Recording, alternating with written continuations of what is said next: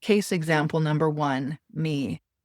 Also, less conflict in our homes, more connection with the people we love.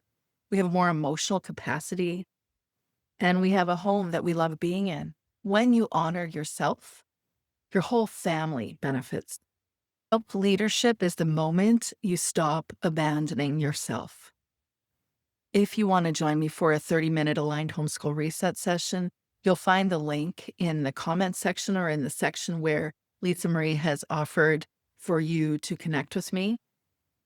My goal is to help you move toward internal leadership, reclaiming your emotional capacity, not trying to fix superficial surface issues.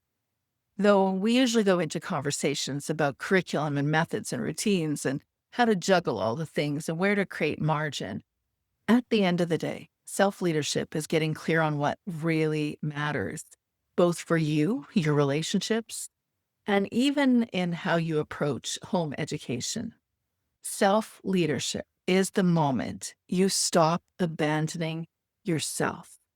Is this the moment that's inviting you to do exactly that? You want to create a homeschool that you don't need to recover from. And the homeschool you don't need to recover from is emotionally regulated, is values aligned. It feels spacious. It's calm most days.